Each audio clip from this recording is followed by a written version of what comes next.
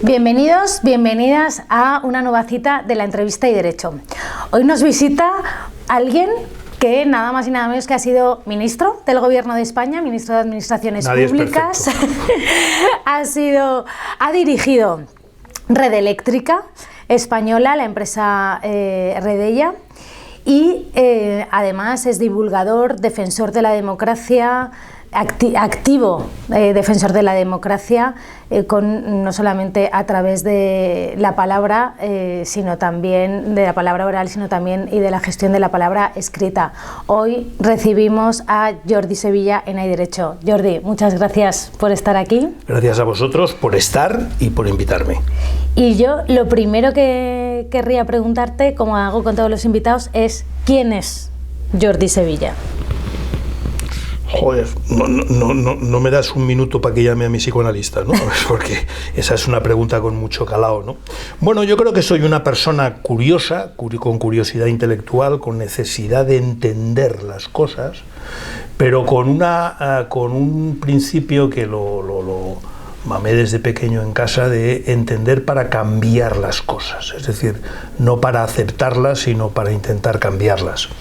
Y creo que eso es un poco lo que me define, intentar ser buena gente, intentar hacer el bien antes que el mal, pero sobre todo entender las cosas para cambiarlas y mejorarlas. Hablas de entender, ayúdanos a que entendamos qué implica liderar o gestionar una empresa como Red Eléctrica Española, que no es una empresa pública, pero tampoco es una empresa privada cualquiera, es una empresa que gestiona un sector estratégico y que está participada por el Estado a través de la SEPI. ¿Qué implica eso? Bueno, en primer lugar, a ellos no les gusta lo de Red Eléctrica Española porque es Red Eléctrica de España. No me preguntes por qué, pero eso lo dicen cada vez que alguien dice española en lugar de España, ¿no?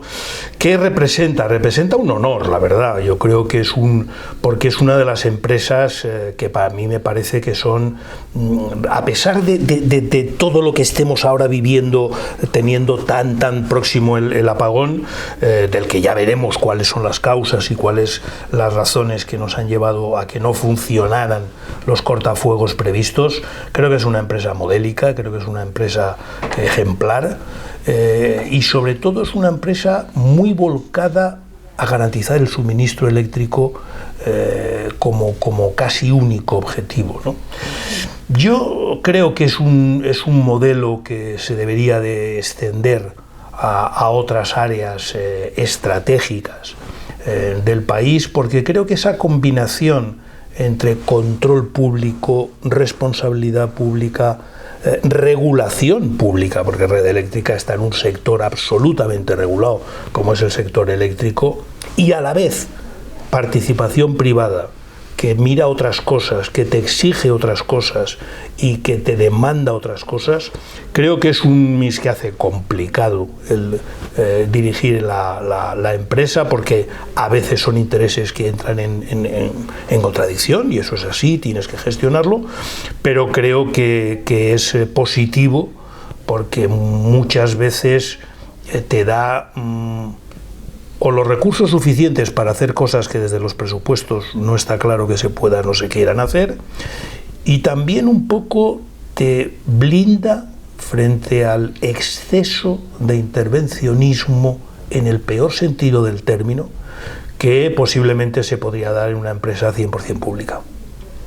¿Están blindadas entonces las empresas participadas a ese nivel de intervencionismo? En principio depende, como casi todo, depende de las actitudes y las reglas no escritas. En fin, no es ningún secreto, yo presenté mi dimisión porque no entendía que lo que pretendía la ministra en aquel momento, Teresa Rivera, fuera compatible con mi visión de esa independencia y de hasta dónde era razonable que el legislador interviniera y hasta dónde era una injerencia para mí inaceptable, ¿no? Esas cosas suelen estar reguladas en el reglamento de funcionamiento del Consejo de Administración, suelen estar reguladas en todo lo que tiene que ver con el funcionamiento de la CNMV, que es de una disciplina y de una transparencia enorme para todas las empresas, pero siempre hay un punto de reglas no escritas. y por tanto siempre hay un margen en el cual, oye, puede haber o un ministro que mete más la mano de lo que debería y otro que mete menos, o un presidente que acepta que le metan mano más que otro. Siempre hay algún punto. Yo creo que es bueno que cada uno se mantenga en su posición.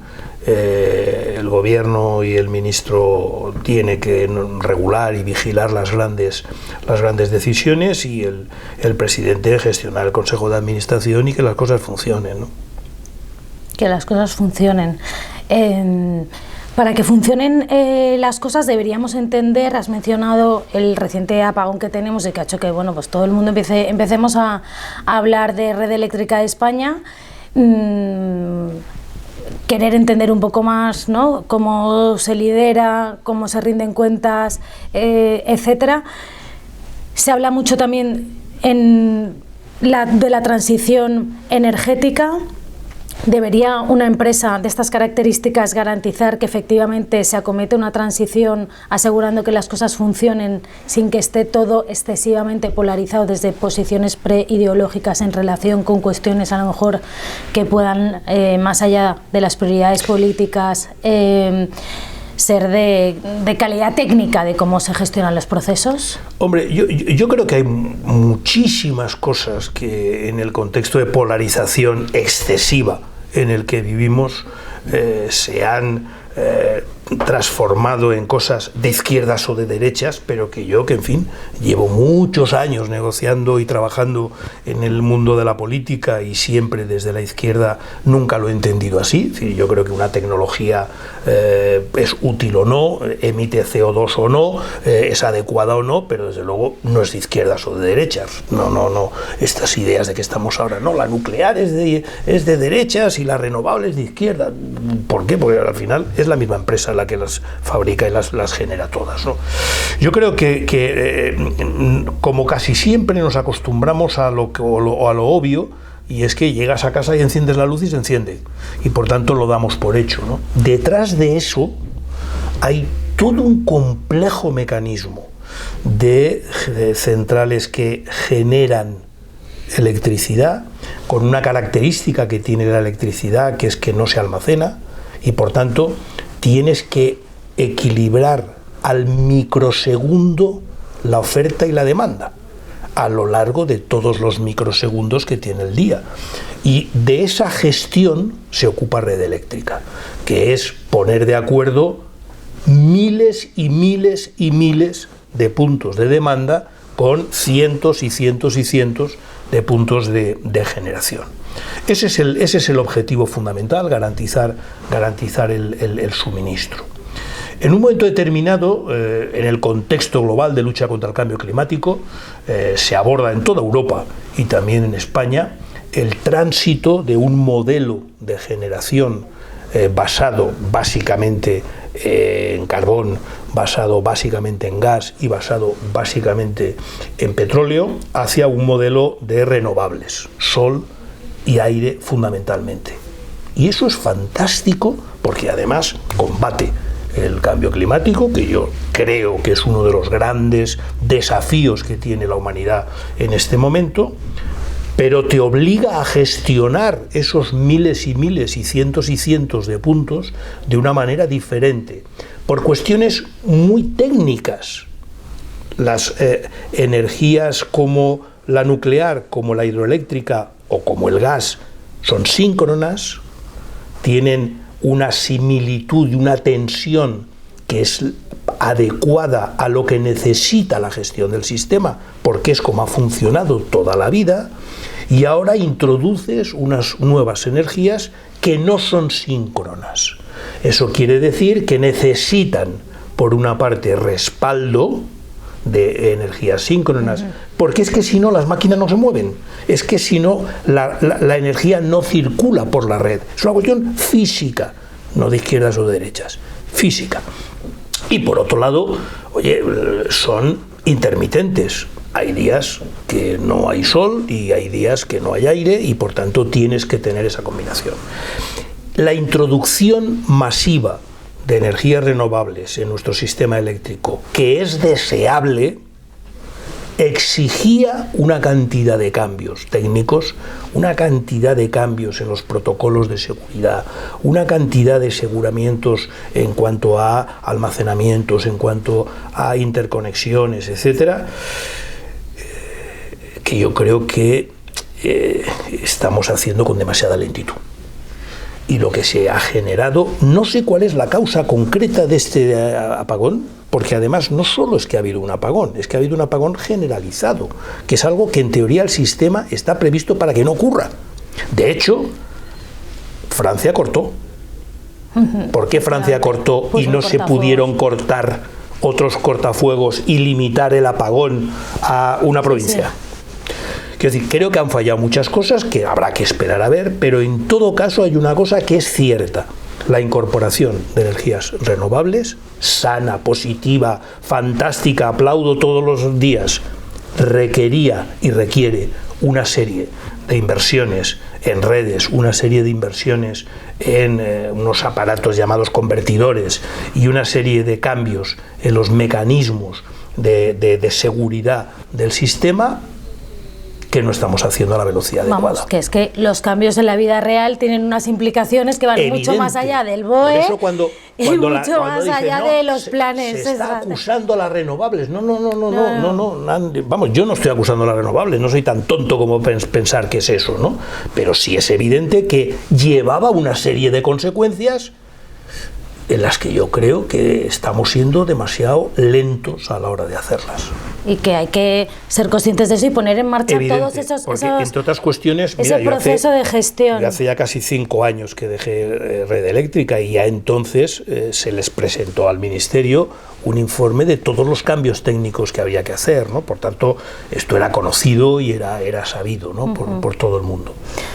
Hay una cosa que dices tú mucho, que es la primera obligación de la democracia es que funcione, ¿no? Entonces, es lo que me viene en estos momentos, porque pues eso, las cosas tienen que funcionar, y las cosas no funcionan solo porque se definan en el papel, ¿no? O sea, igual que una ley no cambia la realidad solamente porque se publique en el BOE, hay una serie de medidas que hay que ejecutar y gestionar bien después.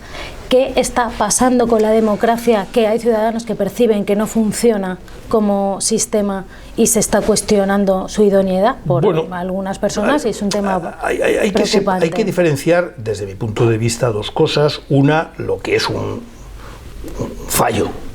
Bueno, o lo que ha pasado con los trenes, que te roban, no sé qué, tal y cual. Es decir, esto de que el riesgo cero no existe, todo eso tenemos que incorporarlo. Es verdad que también nos hemos acostumbrado a un tipo de vida en el que parece que, a pesar de que desgraciadamente todos los fines de semana que salimos con el coche vemos que hay accidentes, nos negamos a reconocer que los accidentes a veces pasan.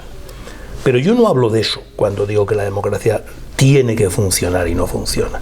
La democracia tiene que funcionar a la hora de resolver los problemas de los ciudadanos. La democracia española tiene que resolver el problema de la vivienda, tiene que resolver el problema del agua, tiene que resolver el problema de la transición energética de manera adecuada, tiene que resolver el problema de la defensa en el nuevo contexto internacional, tiene que resolver el problema de la justicia, tiene que resolver el problema de la administración. Todo eso tiene que funcionar. ¿Por qué no funciona? Porque todo eso, para que funcione, requiere pactos y acuerdos políticos. Y como llevamos unos cuantos años ya con un sistema polarizado, con un sistema partitocrático en el que alguien ha decidido que el interés general no existe y que solo existe el interés partidista, y que mi interés partidista crece porque tengo que ir contra el interés partidista del otro, los problemas se quedan sin resolver. Es decir, hay una diferencia fundamental en una democracia. Cuando tú tienes un problema y buscas una solución al problema, tú aportas una solución, otros aportan otra solución, se habla, se discute y a lo mejor hasta se puede acordar. Pero yo creo que en estos momentos, cuando hay un problema, el objetivo no es buscarle una solución, sino cómo se lo puedo lanzar a la cabeza a mi adversario. Claro, los ciudadanos acaban percibiendo un nivel de polarización, de enfrentamiento, de virulencia política parlamentaria enorme, y el resultado de ese, ¿cuál es? que el problema no se ha resuelto. Y yo creo que eso está en la raíz de un fenómeno que hace unos años nos parecía impensable. Yo jamás pensé que Trump pudiera volver a ser presidente de Estados Unidos. Jamás pensé que la extrema derecha fuera la segunda fuerza parlamentaria en Europa y creciendo. Jamás se me pasó por la cabeza que eso pudiera ser. Digo yo, y como yo mucha gente. ¿Por qué ha pasado? Porque todo aquello que estaba relacionado con la democracia, con la convivencia, con el juego democrático, se ha deteriorado, ha dejado de funcionar, y la democracia no resuelve los problemas de los ciudadanos, que los vemos cada vez más en las encuestas de los jóvenes. Oiga, mire, yo relativizo la importancia de una autocracia o de la democracia porque priorizo que me resuelvan mis problemas. Si la democracia no me lo resuelve, pero me lo resuelve la autocracia, pues oiga, ¿qué le vamos a hacer? Me haré autócrata, ¿no? Yo creo que eso hemos perdido ahí un valor esencial. Creo que ahí sigue faltando mucha pedagogía. Yo siempre lo digo, la democracia parte de un hecho, y es que vivimos en sociedades en las que no todos pensamos igual. Ese es un hecho, y además es bueno. ¿Cómo gestionas una sociedad en la que no todo el mundo piensa igual? Bueno, con la base de peleas, a base de expulsarlos del país, meterlos en la cárcel, llamar a la Inquisición, o pactar y negociar reglas de juego, y a eso le llamamos democracia, que exige aceptar y reconocer que no todo el mundo piensa como tú, y que por tanto habrá cosas que te diferencian y que se resuelven por una votación democrática, y habrá otras cosas en las que o llegamos a acuerdos y pactos o no se van a resolver. Yo creo que algo tan básico como eso es lo que hemos estado perdiendo en España, en buena parte de Europa, en Estados Unidos, y eso ha ido deteriorando el Estado de Derecho cada vez más, y ha hecho pues lo que mucha gente, muchos ciudadanos perciben ahora, que esto es un espectáculo más, que muchas veces un debate parlamentario es difícilmente distinguible por la televisión de una tertulia en la que el que más grita es el que se lleva el gato al agua, y en todo caso tanto el debate parlamentario como la tertulia tienen sobre mí el mismo efecto, o sea, ninguno. Yeah.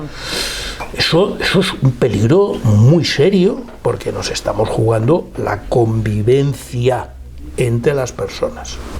Por eso queremos desde Hay Derecho exigir que haya otro comportamiento por parte de los políticos, también proponer medidas de cambio, ¿no? Precisamente que puedan ser de la mayor transversalidad ideológica posible dentro del afianzamiento de esas reglas del juego de la democracia, y además vigilar, ¿no? Que verificar, porque llega un momento que vivimos un poco como en realidades paralelas entre lo que se anuncia y lo que se practica, sí, ¿no? Bueno, eso siempre. ¿Crees que parece que cada vez está... ¿Crees que porque lo has publicado en el BOE ya está hecho? Está luego más, pero mira, más acentuado. Perdóname, pero hay decir, dos cosas que yo con el tiempo voy priorizando. Uno, la política, la democracia es demasiado importante para dejarla solo en manos de los políticos. Dos, estoy harto ya de criticar a los políticos, hay que empezar a ayudarles desde la sociedad civil, desde entidades como Hay Democracia, desde entidades como Hay Derecho, desde asociaciones, desde distintas entidades, aportando ideas, soluciones y sobre todo forzándoles, casi como el cónclave. No salen de aquí hasta que nos hayan puesto de acuerdo, joder. Porque es que si no, no se resuelve el problema. Tenemos el caso paradigmático. Tenemos en España, bien o mal, yo creo que bien, pero tenemos en España las competencias sobre vivienda divididas en gobierno central, comunidades autónomas y ayuntamientos. Bueno, si queremos abordar el problema de la vivienda en España, se tendrán que sentar a negociar gobierno central, comunidades autónomas y ayuntamientos. Sí, con ánimo realmente de solución. Es que si no, no se resuelve. Y no de estar todo el rato destacando que si la idea del otro es peor. Esto es. Ya ni la virtud de la mía, sino ver si la del otro es peor. Entras en la polémica, entras en la confrontación, lanzas anuncios, te llevas el telediario, pero los jóvenes cuyos padres no pueden ayudarles a comprar el piso, siguen sin tener piso. Eso es recuperar la base de la democracia, ¿no? Tú has sido ministro de Administraciones Públicas. Una de las cuestiones también que, bueno, con las que nosotros lidiamos mucho es la dificultad que hay muchas veces de los ciudadanos para tener una relación donde la administración pública, bueno, no sea una relación difícil, por simplificarlo. ¿Por qué cuesta tanto que haya una administración pública más cercana a los ciudadanos, más orientada a ejecutar soluciones o a coadyuvar en la búsqueda de soluciones? Yo creo que las administraciones públicas, lo defino así, son la columna vertebral de una sociedad. Es decir, es lo que te articula una sociedad, lo que te defiende y te garantiza los derechos de los ciudadanos y el canal que te comunica al ciudadano con el decisor político, ¿no? Por tanto, es una pieza esencial del funcionamiento de una sociedad y, como cualquier columna vertebral, pues, si está anquilosada y tiene reuma, pues aquello funciona mucho peor que si está perfectamente engrasada y perfectamente ágil, ¿no? ¿Por qué seguimos manteniendo una estructura? Yo cuando daba clases de estas cosas, hacía un primer ejercicio que es muy interesante. Ponía en una slide una mesa con un consejo de ministros, con el nombre de unos consejos de ministros y una estructura de los ministerios. Y en la de al lado otra igual, con otra mesa, con el otro consejo de ministros y con una estructura de los ministerios. Y hacíamos esto de, oye, vamos a ver cómo se parecen. Bueno, pues sí, hay cambios de nombres, antes se llamaba así y tal, pero básicamente no había grandes cambios. La primera mesa era el último gobierno de Franco. Y la última era el gobierno de ese momento. Han pasado más de 50 años. Ha pasado una democracia. Ha pasado un ingreso en la Comunidad Económica Europea. Ha pasado las comunidades autónomas. Ha pasado la digitalización. Y sin embargo, la estructura del gobierno y la estructura de los ministerios sigue igual. Muy parecida.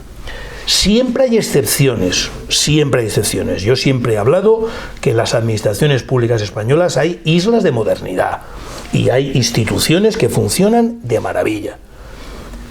Pero con las posibilidades técnicas, tecnológicas que hay en este momento, yo creo que es una pena el que, en fin, el caso más obvio que hemos tenido todos los ciudadanos, el que, oiga, te obligaban a pedir una cita previa y no había manera de conseguir una puñetera cita previa. Esto era un dato. ¿Por qué? Bueno, yo creo que los cambios en las administraciones exigen, de nuevo, pactos y acuerdos.